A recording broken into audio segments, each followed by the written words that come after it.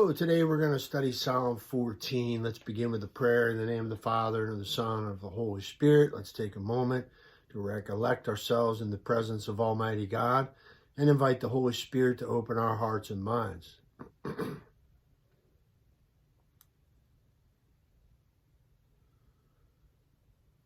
Hail Mary, full of grace, the Lord is with thee. Blessed art thou among women, and blessed is the fruit of thy womb, Jesus.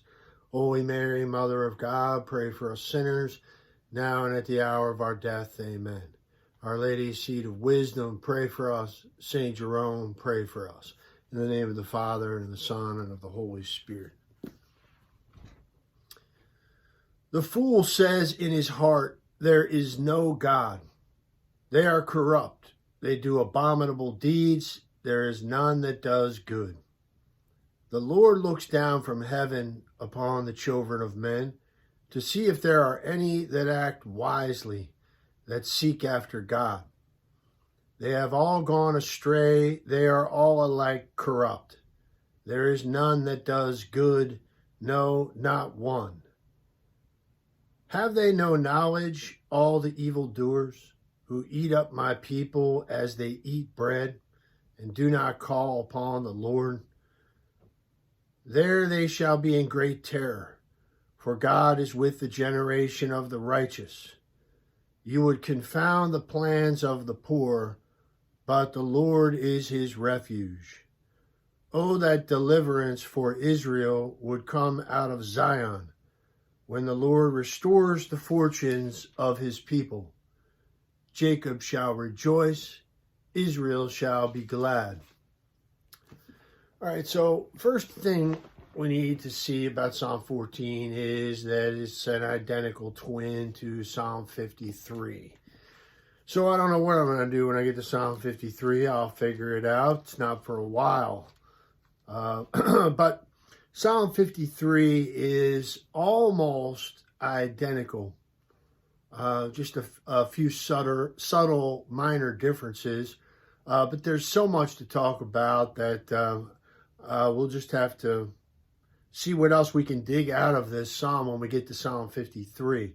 But anyway, that's for another day. For right now, what we want to see first is there's a certain tension in this psalm. There's a tension between this all-inclusive statement of the psalmist that there is none that does good. None.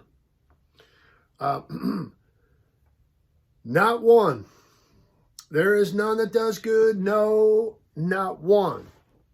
St. Paul in Romans chapter 3 actually cites this and in making his argument that all have sinned and all are under the power of sin.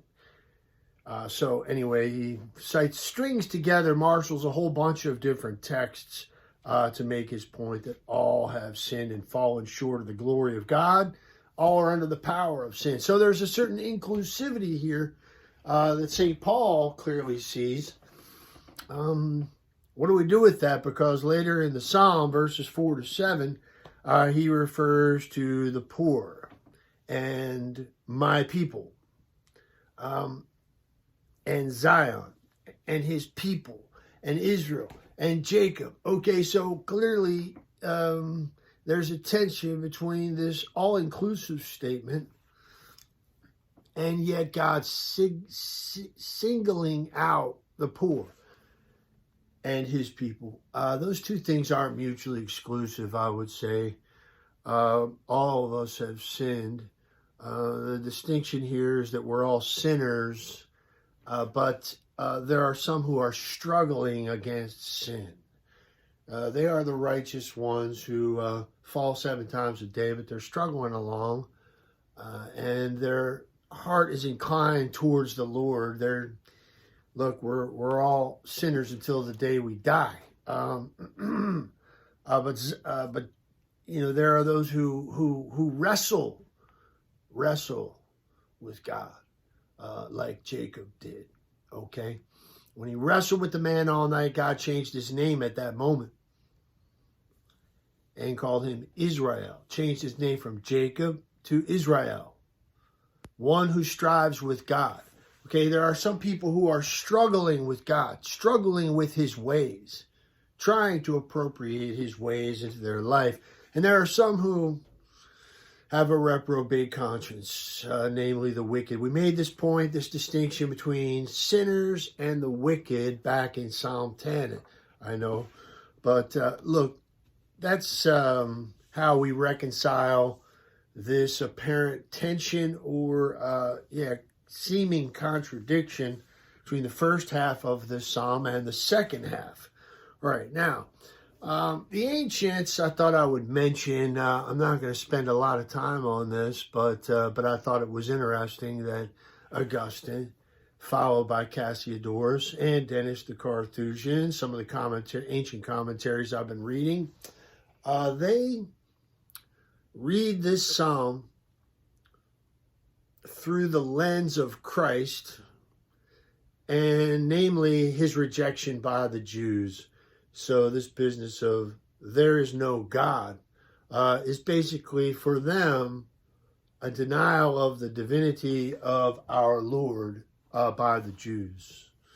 It's an interesting way to read this psalm that I thought I would mention, but I'm not going to spend a ton of time on that.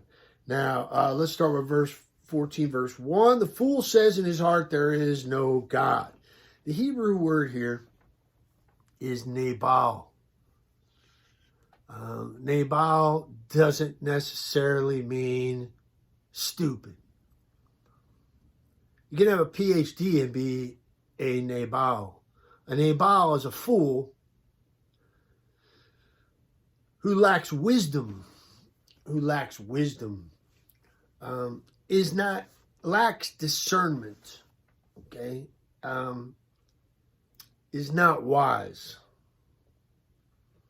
has conceived a erroneous notion of reality, the basis of reality. They're not seeing a clear picture of reality. So they are blind to the full scope and magnitude of reality, which obviously includes God. You take that piece out and it renders you blind. So those who are materialist atheists in our own time are blind to supernatural and spiritual realities. Immaterial being is constitutive part of creation, namely our soul and the angelic order of being.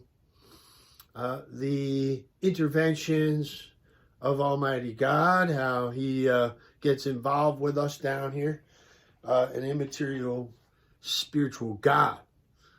So the whole supernatural spiritual realm, they are oblivious to, and that makes them blind to the full scope of reality. So that's the first point I want to make. There are other names for the fool, like one, for example, in Hebrew is Kasil, is more of a stupid dullard.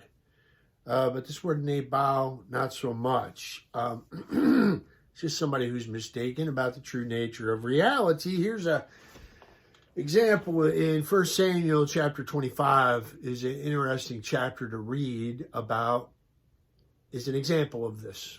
A very rich man whose name is Nabal and who's married to a woman named Abigail. And I'm sure the fathers of the church, these ancients who see the rejection of Christ in this psalm, unbelief that he is the Messiah, the Son of God, equal to the Father. And he has every right to make himself God. They accuse him in John's Gospel of making himself God. Well, he doesn't have to make himself God. He is God.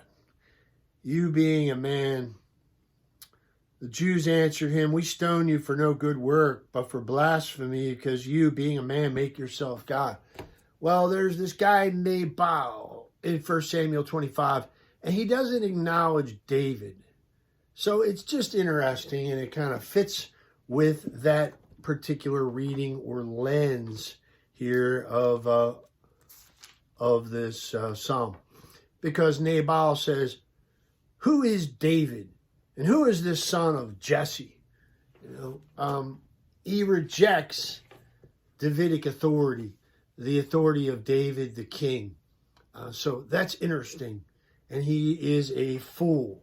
And his wife, Abigail, she basically intercedes on behalf of her husband and comes to his rescue and saves his life initially.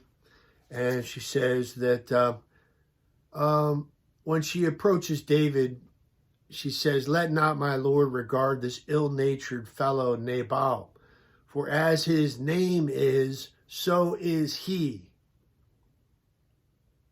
Nabal is his name, and folly is with him." Now, he's going to refuse to offer provisions to David and his men. And then instead, he holds a great feast for himself. He was a very rich man, so he's feasting, and his heart is merry with wine. And he is not aware that behind his back, Abigail has provided all these provisions for David and his men. So when he awakens and sobers up, she tells him, and he falls ill, like he just dies. 10 days later, he's dead, and David marries Abigail, woos her, and takes her as his wife.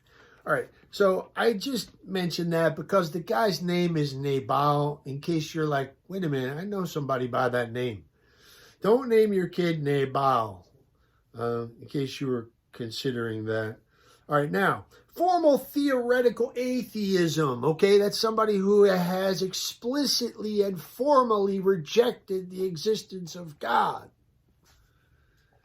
which is kind of hard to do because God's existence is predicated of his very name, St. Thomas Aquinas would say. So you're caught in a conundrum there when you say there is no God, because God of his very nature is the one who is. So as soon as you say that name, you're implying that he exists.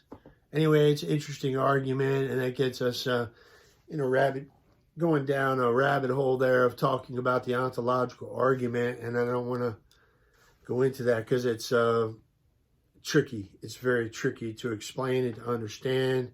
That God is that being greater than which none can be conceived, St. Anselm's famous argument. Therefore, he must exist, okay? Because to exist is greater than just to be a concept, okay? And if we conceive in our mind, God is that being greater than which none can be conceived, we have to ascribe existence to this being. St. Thomas Aquinas doesn't accept the Anselmian ontological argument it's known as, most typically. But he does say that once you say the name God, you're implying existence because it's included. This predicate is part of the definition of what it means to be God, is to exist. Okay, the fullness of being, the fullness of existence. So anyway, I want to lay that aside for now, that ontological argument, and I just want to counter this claim of atheists that there is no God. I want to counter it on two levels. Number one, those who formally reject the existence of God, okay? So an atheist in the strict sense, formal atheists, who consciously, deliberately, intentionally rejects the very notion of the existence of God. Okay. And then on another level, I want to approach this from the level of practical atheism. Those who maybe profess belief in God or claim to be agnostic and just shrug their shoulders, but aren't necessarily formally strict atheists. They don't make that claim. They just say, I don't know, throw their hands up. They're practically atheists because they live as though God does not exist. And then there are some whose who outwardly profess that God exists, but inwardly their heart is not with him. Okay, so they are practical atheists as well, even if they claim that God exists. When you ask them, they don't back it up with their life. Okay, now let's start with the formal declaration of atheism. And I just thought, well, that claim we have to wrestle with. There is no God when somebody says that. So I thought, well, just for fun, let me just run through some of the most powerful arguments in my view for the existence of God to kind of counter this claim that's all around us of people who say there is no God, or people who live as though there is no God. That's in the air we breathe. It's the current all around us oftentimes. So we have to be solidly grounded in our faith and in the response to that claim that there is no God, that there is a God, is our stance. Now, formal atheism is countered in Wisdom 13, is most notably the Old Testament passage most usually looked upon. Chapter 13, verses 1 to 9. For all men who were ignorant of God were foolish by nature, and they were unable from the good things that are seen to know him who exists, nor did they recognize the craftsman while paying heed to his works.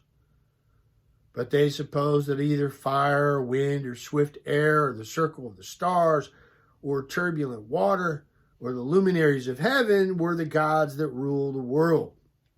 If through delight in the beauty of these things men assume them to be gods, let them know how much better than these is their Lord, for the author of beauty created them.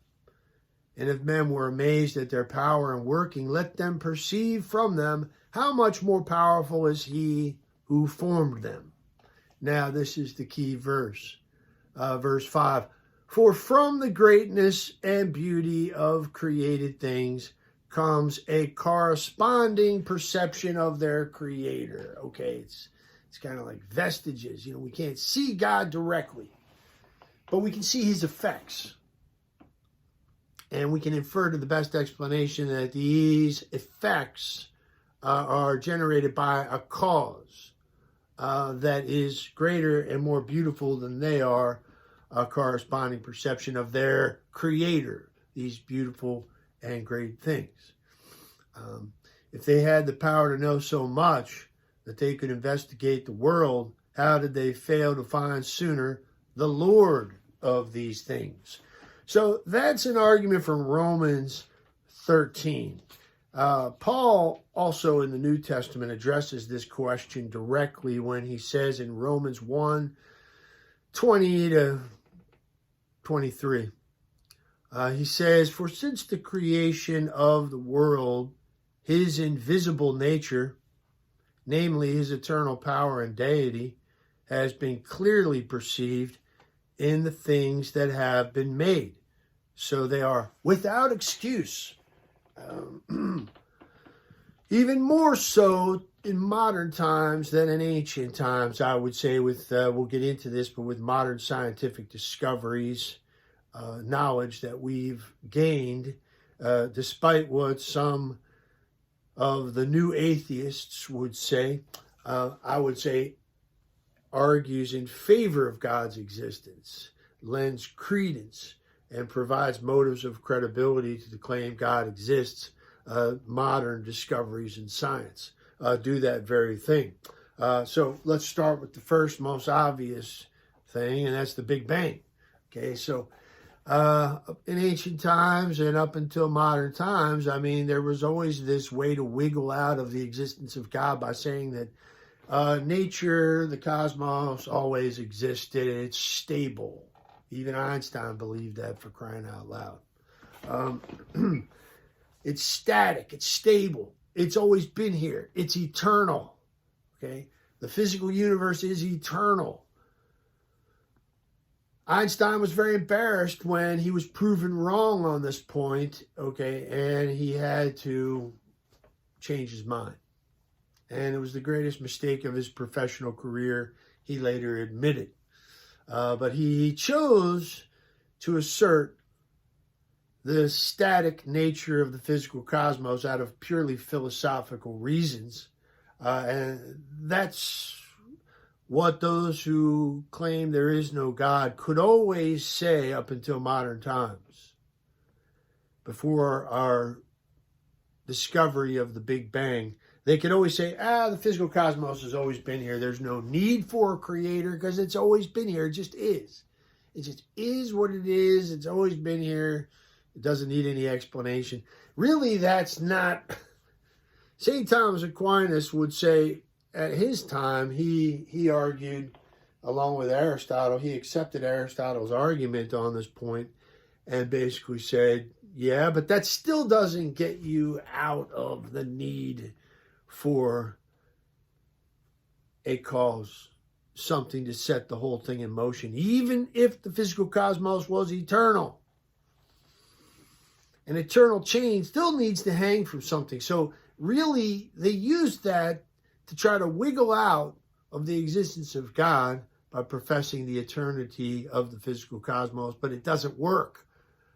St. Thomas Aquinas' 5 ways we'll get into basically shatters that argument and shows that even if it goes infinitely into the past, if time and time and space are infinite into the past, they still need to be supported by something. They don't support themselves. Kind of like a chain, lamp is a good analogy I heard. You have a lamp hanging over your kitchen table, and it's supported by a chain that's ultimately anchored to the ceiling. There has to be a ceiling. You can't have an infinite chain. Okay? It's still, even if it's infinite, it still doesn't have... it can't support itself. One link after another link, you can extend those links out eternally. Somewhere they have to be anchored to the ceiling. God is that ceiling. Okay, so the Big Bang is a problem of the beginning. Now we know, based on the red shift, of galaxies that are moving away from us, and we can calculate that the cosmos is 13.8 billion years old. That's pretty much settled science at this point, the Big Bang, even though it was made fun of when it was first put forward in the 1920s. It was laughed at and made fun of by atheists who called it the Big Bang theory, hypothesis, or whatever. And now it's settled science. Since all the discoveries point to that, everything points to that. So this forces them to face up to the cosmos coming out of nothing. So they're trying to wiggle out of this by generating a hypothesis of a multiverse. But even then, you can't get out of the problem of a beginning. You can't get away from the problem of a beginning. And it's even more in our face now in the last 100 years, because now it's settled science that there was, in fact, a beginning. They didn't know that up to that point. They didn't know that except from the Bible, that there was a beginning point. But science and philosophy were not forced to accept that. Now they are. It's undeniable. All right, so what happens when you have this beginning? If you try to postulate a multiverse, that we're just one bubble in a huge multiverse of all these bubble universes, and we just happen to be the one that's perfectly designed for life. So that's one way. It seems pretty far-fetched. That's a real act of faith. I suppose it's possible, but it doesn't get us out of the problem of a beginning. So the law of entropy, everything peaks and then it poops, okay? That things that are expanding naturally slow down eventually, peter out. The energy in the cosmos is used up. And the Born-Vilenkin-Guth proof is very important. 20 whatever years ago, these three men came up with this Born, Vilenkin, and Guth. It's often referred to as the BVG proof, but you can't get out of it. That's the problem. You can't get out of it. That there had to be a beginning from nothing is unavoidable, even if you posit a multiverse. Still, anything that's expanding eventually is going to peter out. It's traceable to a beginning and it's unavoidable. That's the point of the BVG proof. So unless somebody comes up with a way to get past it, you can't get past that. As of right now, we are stuck with a beginning, with the problem of a beginning. Very interesting scientific discovery. And furthermore, what we've also discovered, the very guy who made fun of Father George Lemaitre, this physicist who came up with the idea of the Big Bang originally, well, the guy, I forget his name, who made fun of him and called it the Big Bang Theory, became a believer later when he studied the fine-tuning of the cosmos. That there are these 4 fundamental laws of physics, okay? And if you fiddle with them, even the slightest amount of gravity and the strong and weak nuclear forces, don't ask me, explain all that. I ain't no physicist, okay? But 49 zeros and a 1. Imagine a dial. And if you fiddle with it just the slightest little bit, I'm talking in an increment of a decimal point, 49 zeros and a 1. Just that little amount. If you add 1 to that and make it 49 zeros and a 2, you screw up the cosmos. Okay, so there's nothing absolutely necessary about those laws of physics. Those constants could have been otherwise. When the universe was created at the Big Bang, you could certainly conceive of other universes with different physical laws, okay? And if you fiddled with them at the beginning, the slightest little bit, you would not have a cosmos capable of producing carbon-based life. Okay, that's a fact. The guy who made fun initially of the Big Bang theory was a hardened atheist. And then later, after this theory became settled science, he began to study these fine-tuning realities to our cosmos and saw, oh my goodness gracious, sure seems like a coincidence that we're here. We call these anthropic coincidences that just like Goldilocks, it's like it's the perfect cosmos for life. Is that a coincidence? It's very difficult to get a cosmos just right, like the bed and the porridge, okay, for us. All right, so fine-tuning and anthropic coincidences, these are interesting scientific arguments. The origin of life is another one. Stephen Myers has written a lot of books on this, Dr. Stephen Myers, some of which I've been reading.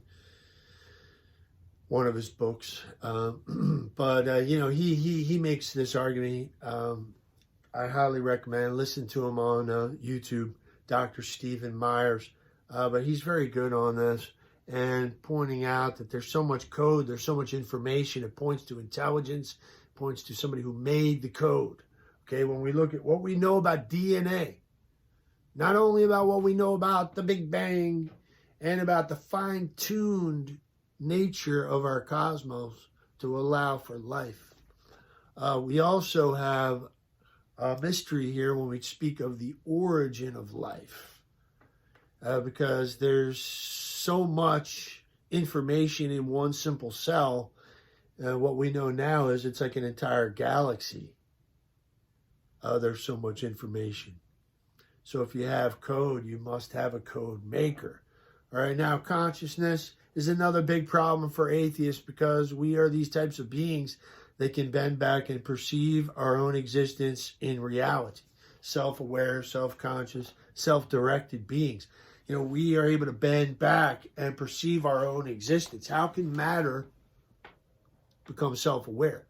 It does seem like this is a spiritual faculty. It requires a spiritual faculty to perform this operation. So self-consciousness is a real tricky matter. We're not just computers. We don't just compute data. We have something called consciousness and self-awareness. Now, and this requires a soul.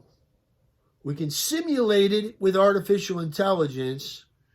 No matter how smart we make a computer, though, we can't give it that ability to perform that operation. To perform that operation requires an immaterial being. So the problem of consciousness is a real stumbling block for atheists. What do we do with these types of beings? How do physics and chemistry account for the origin of life? And how do simply blind physics and chemistry ultimately produce us, conscious beings? It is really tricky. Now, NDEs I'm going to throw in there because near-death experiences, we have so much data now. Serious scientific studies have been done on this with doctors and nurses and peer-reviewed journals, okay, and the rest of it. Okay, there's so much data, so much veridical data, things that have no natural explanation. Namely, people having an out-of-body experience on an operating table, the scene of an accident, heart attack victims, all kinds of things. There's so many accounts of this that seem to point to some sort of trans-physical being, state. And then transitioning to another domain through some sort of tunnel, encountering a warm, loving light, okay, having a life review. And then it's a completely life-changing experience, and it's one in which they have full recollection. And things happen logically and sequentially. It doesn't follow the pattern of a dream where random things combine and it doesn't fit the model. And it doesn't matter if you are under anesthesia or you're not under anesthesia. It's all sorts of people, whether they be believers, whether they've never heard of near-death experience, it doesn't matter. There's no way to pattern these things. They happen to a random cross-section of people. And there's very little explanation for them in the natural world. No naturalistic explanation for them, no physicalist explanation for them. All those arguments really start to break down. So this corroborates what we've always believed in the existence of an immaterial soul that perdures beyond death. All right, now, St. Thomas's 5 ways. Movement. If you have things that move, you must have they're moved by something else, which is moved by something else. You can say the same thing with causality. All causes are caused by something else, Back to my argument of the chain. Something has to be anchored somewhere in something that is uncaused, an uncaused causer, or an unmoved mover, a first mover, a prime mover or causer. Okay, that is what we call God. Contingency is just another way of saying the same thing. All those links of the chain are contingent upon something else, contingent upon something else. Contingency points to something that is necessary. So we refer to God as the only necessary being that must exist, whose essence is to exist. All right, the gradation of good is the 4th argument Thomas makes in his 5 ways. Gradation of goodness. Okay, there's good, better, and best. So it seems like he wants to argue that if there's goodness and beauty to varying degrees, there must be the greatest good, the most beautiful, or the most true, namely God himself. And that creation is made in an ordered, designed way. And there's a certain finality to it, that there's a final end in nature of everything, is seeking an end. And this points to the ultimate end of all of creation, which we would say is the Creator. Now, there's an intelligibility and uniformity at all levels, whether you look out into the cosmos, the James Webb Telescope or the Hubble Telescope, and look into deep space and the deep field view. I have a picture of it up on my wall. Okay, you want to look out at the macro, you want to look down into the micro, into the quantum level. Okay, we see the same order. We see uniformity and intelligibility. This is something that converted our deacon here, who was a big scientific naturalist atheist, okay, before he became a believer, and then he eventually became a deacon. Deacon Jim Muno has a powerful testimony coming from this world of materialist atheism and studying science, and he still loves science. I love science. But he looked at the macro and the micro and saw that order, saw that design, saw that harmony, and it moved him to believe in a God. Now, desires, another argument you could make, that we have these desires for God to live forever, desires for our Creator. And nature does nothing in vain, Aristotle famously said so many times. I just finished the first volume of his two-part volume, this two-part set of all his complete works. I'm halfway through Aristotle. But oh my goodness, I read through all the parts of animals, and it was unbelievable. It took me forever, but just scientific analysis of animals and plants eventually, and fish, birds, I'm talking everything. And he repeats that phrase so much. So St. Thomas takes that up. Nature does nothing in vain. There's always some purpose. There's always some end, finality, some final end. Okay, some goal it's striving towards. Now, if it does nothing in vain, why do we have the creatures we would say are made in the image and likeness of God have a natural desire for our Creator to return to be united communion with our Creator? Perfect, in a state of perfect blessedness. We desire the supreme good, and nothing down here seems to hit the spot and satisfy us and fill what appears to be a God-shaped hole in our heart. Well, if nature does nothing in vain, that very desire points to its fulfillment, ultimately, in the existence of God. All right. Man is a fundamentally religious being, the Catechism says. I mean, that's just undeniable when we look at the whole of human history. We are fundamentally religious beings. This is an instinctual thing in human beings, okay? The belief in God. Prophecy and prefigurement. Now, getting into Christianity specifically, the prophecy and prefigurement of the Old Testament, to me, is a huge motive of credibility. And the miraculous, but the prophecy and prefigurement, I just every day study the scriptures, and I just, I just feast. I get up at 6 and read the Bible, study the scriptures, get my coffee, and I feast, and I feast, and I feast, and I'm discovering Christ in prophecy and prefigurement, and that is a huge motive of credibility, undergirding the identity of the Son of God.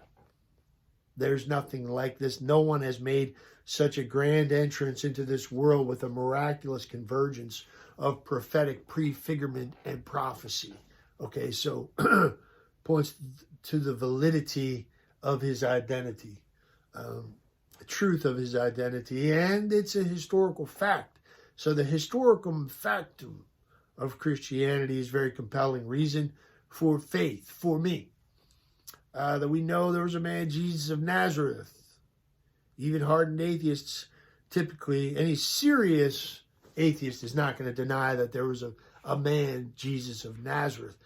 That he was crucified, No serious historian is going to deny that he was crucified is part of the historical record by the Romans at a particular moment and place by a particular person, namely Pontius Pilate. These are things on record, extra biblical testimony, evidence pointing to the historical factum of these events, that his tomb was empty, and then that his followers immediately afterwards, not in some dark, far-off corner of the Roman Empire, started some legend a century later.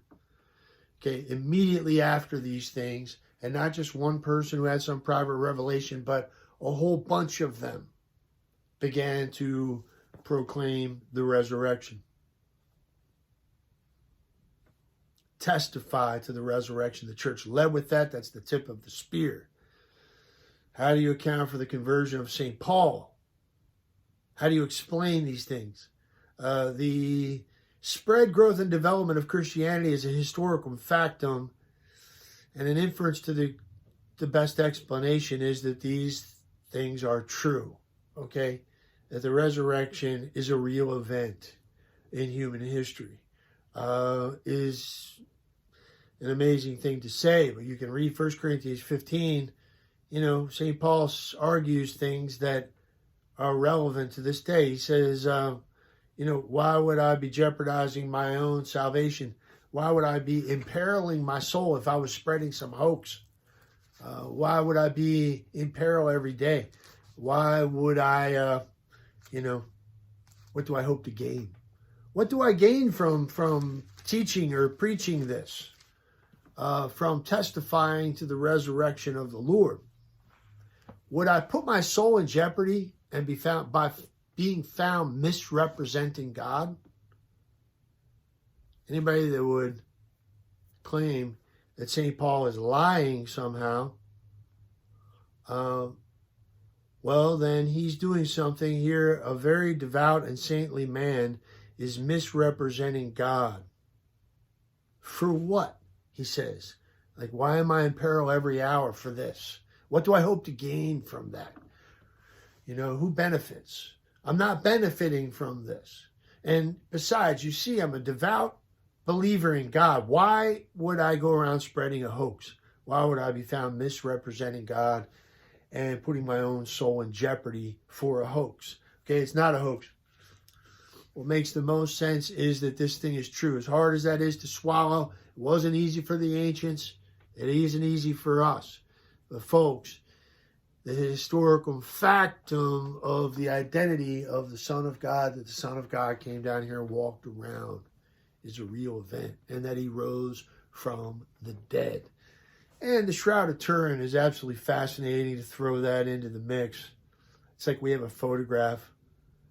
It's inexplicable by any kind of natural explanation. It's inexplicable. Naturally speaking, how that image got on the shroud, something that emanated from a body, a 3D image, a photographic negative on the surface, just barely on the surface of this linen shroud. It's, I'm telling you, it's absolutely fascinating. Most studied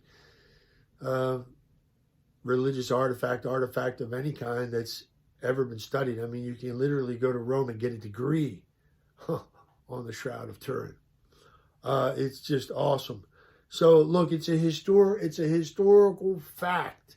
So the existence of God is not a leap in the dark, without evidence, like Carl Sagan would try to say. Okay, there's sound, solid evidence. And a lot of really smart people have believed this. So stand your ground, folks, and give an account for the hope that is in you.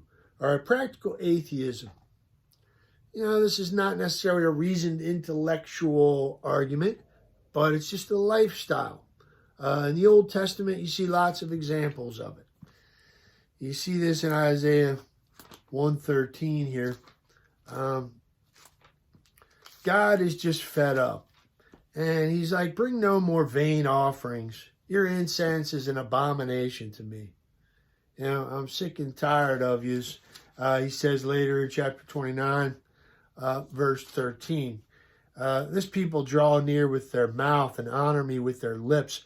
Their hearts are far from me. Their fear of me is a commandment of men learned by rote. Actually, our Lord cites this particular verse of Isaiah in Matthew's gospel when they're bickering with him about how come he doesn't wash his hands, he and his disciples. Matthew 15 verses 8 and 9 cites that very text. Their hearts are far from me. Okay. That's something we see throughout the Old Testament. We can look at other verses, but I'm going to run out of time. In the New Testament, our Lord says, not everyone who says to me, Lord, Lord, shall enter the kingdom of heaven. In the Sermon on the Mount, chapter 7, verse 21 to 23, is very sobering. Not everyone who says to me, Lord, Lord, shall enter the kingdom of heaven, but he who does the will of my Father in heaven. Okay. There's lots more examples of this, but I'm going to run out of time here. I got to hustle.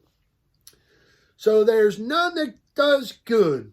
Is this an exaggerated pessimism on the part of the psalmist in verse 1 to say that there's none that does good? And then later he says, no, not one.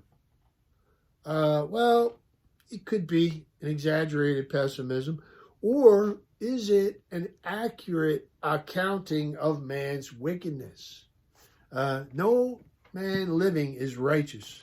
Psalm 143. That's an important thing for us to remember. No man living is righteous before thee. Something St. Paul cites in Romans 3, okay? Same as Psalm 14. He also uses Psalm 143, verse 2. All right, so no man living is righteous before thee. Our Lord even tells us we're evil. He says, if you who are evil know how to give good things to your children, how much more will your heavenly Father give to those who ask him, and so on. Okay, well, look, all have sinned and fallen short of the glory of God. So I think there's a sense in which this is an accurate accounting of man's wickedness.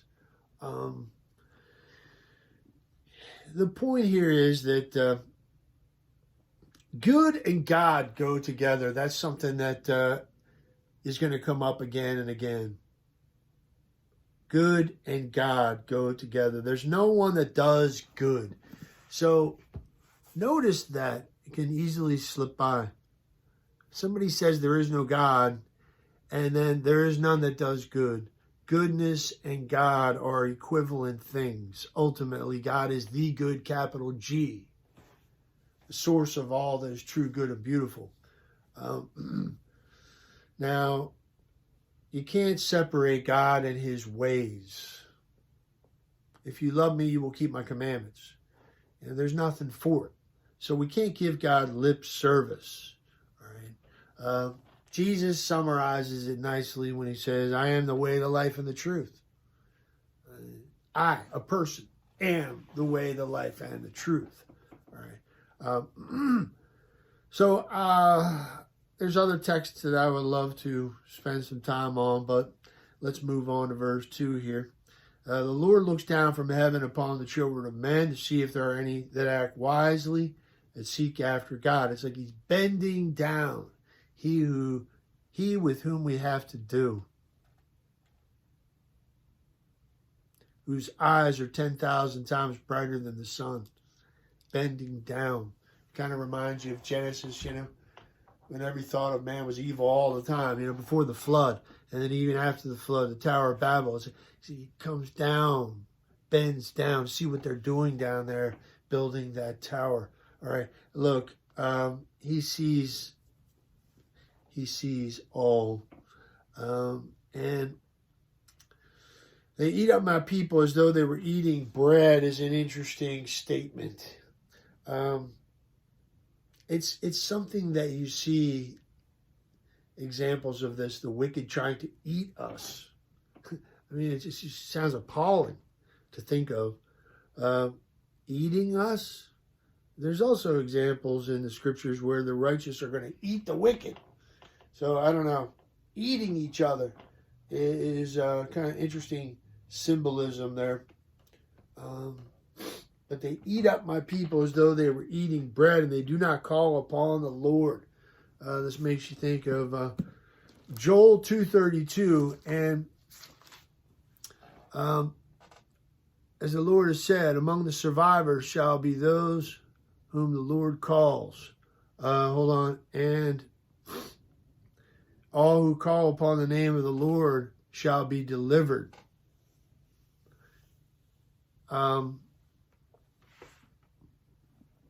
Paul cites this in Romans 10:13. All who call upon the name of the Lord shall be delivered. To call upon the name of the Lord is an expression, a biblical expression we're going to come across many times. So let's just pause and notice that as you're reading. They do not call upon the name of the Lord. I mean, look, this goes all the way back to Genesis. You know, the first ones to call upon the name of the Lord.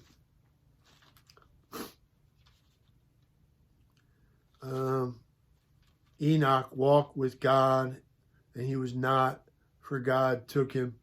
But even before that, okay, the end of chapter 4, for crying out loud, with the birth of Seth, okay, after Cain and Abel and that whole thing, you have this Seth, another son is born to Adam and Eve, and it was at that time men began to call upon the name of the Lord. So we're going back to the very beginning to gather up that expression is powerful, and accompanies Israel, really the whole human race, to call upon the name of the Lord.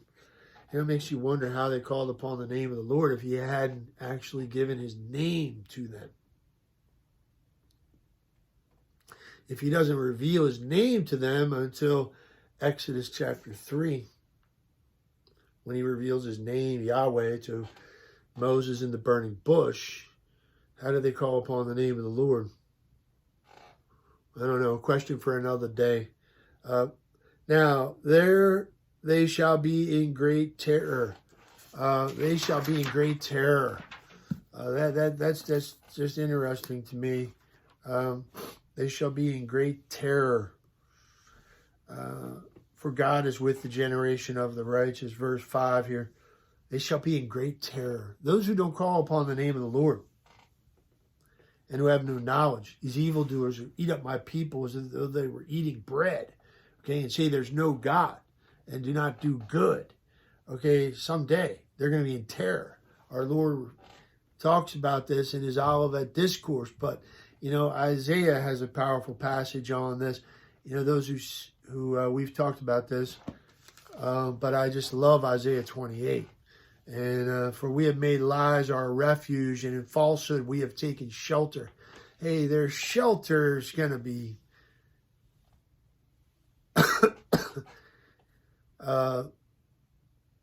overwhelmed. Hail will sweep away the refuge of lies, and water will overwhelm the shelter. They're whistling in the dark. They're sitting around their campfire. Those who say there is no God, who refuse to call upon the name of the Lord. Well, it's kind of silly. I remember a comic strip that was a little comic strip thing that was on the door of one of the philosophy professors at Franciscan University of Steubenville, Dr. Harold. It always cracked me up. It was two fleas in the first frame, and they're both leaning on presumably hair follicles, and they're having a conversation, and one of them says to the other, you know, I wonder if there really is a dog. And then you pan out in the next frame, and you see that they're on the back of a dog, and you see the little voice text box, you know, come up out of the fur of the dog. So they're down on the back of a dog, being supported by the dog, but they are actually doubting the existence of the dog. Okay, that's the silliness of those who refuse to look at the evidence, the strong evidence, and dismiss it and take such a strong stand. Okay. Now, this refuge of lies will be swept away, and their shelter in falsehood will be overwhelmed. Revelation describes this fear, this terror. I mean, that's a strong word, terror, sheer terror. But they are going to be terrified. Those who are kings and great men, generals, rich and strong. Okay, those who rejected God and his ways, they're going to be in terror. Terror of what? In Revelation 6, the wrath of the Lamb. They're terrified of the Lamb. They're going to hide in caves in the mountains. They're going to run about trying to hide themselves. All these who were kings and great men, generals, rich and strong, hiding in caves from the wrath of the Lamb. They're going to be terrified on that day. We don't want to be terrified. As the psalm ends here, we want to rejoice and be glad. It ends on such a positive note. God is with the generation of the righteous. He is God with us. Isaiah 7:14. Said to the Blessed Mother, the Lord is with you. The Lord is with us. It's a powerful little preposition, with.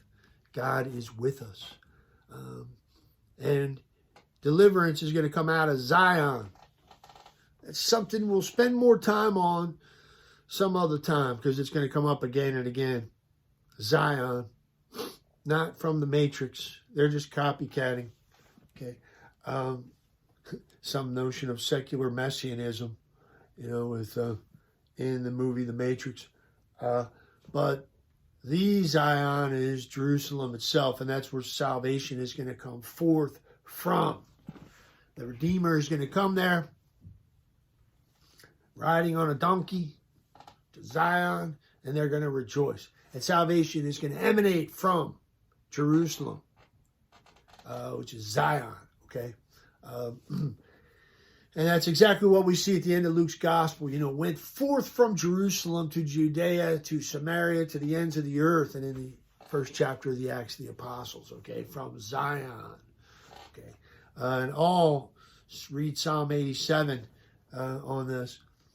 Everyone's going to be, it's going to say we're born there. All our springs are from you, Zion. So salvation is from Zion.